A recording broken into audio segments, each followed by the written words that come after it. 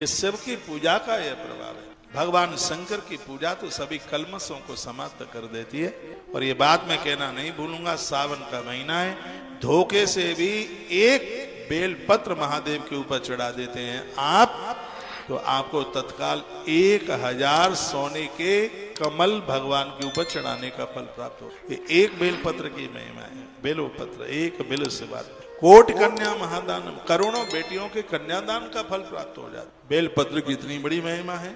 खंडित बेल पत्र कौन सा होता है? जिसमें 2 पत्तियां हैं, एक पत्ती है, उसे खंडित माना जाता है। जिस बेल पत्र की पत्तियों में छेद है वो खंडित नहीं है, वो चढ़ाने के लायक है, उसे आप चढ़ाइए।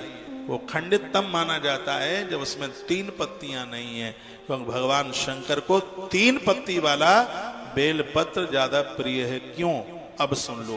पहली पत्ती ब्रह्मा के रूप में है, तीसरी पत्ती नारायण के रूप में है, और बीच की पत्ती रुद्र के रूप में है, इसलिए 3 पत्ती। सबसे श्रेष्ठ यदि कोई बेल पत्र है तो 3 पत्ती वाला है।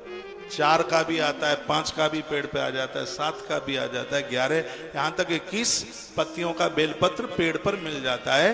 लेकिन महादेव को जो ज्यादा अति प्रिय है वो 3 पत्ती वाला ही बेलपत्र है।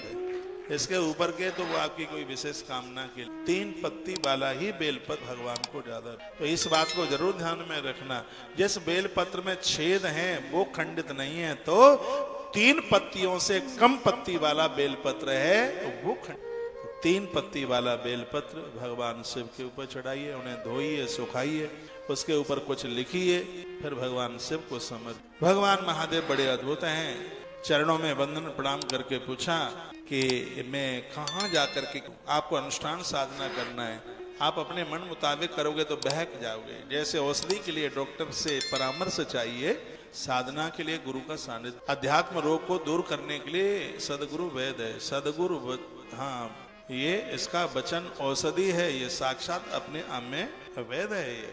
तो उन्होंने कहा कि ऐसे ऐसे नर्मदा माता के किनारे पर एक भव्य मंदिर है, श्री राधे, उनका नाम है ओमकारेश्वर। सुनाई पड़ रहा है अपनी? उनका नाम है, बिल्कुल नर्मदा माँ का किनारा है, बड़ा ऊंचा मंदिर बना हुआ है, नाम है ओमकारेश्वर। और मैंने वहां पर बहुत पूजा की, आराधना साधना की है।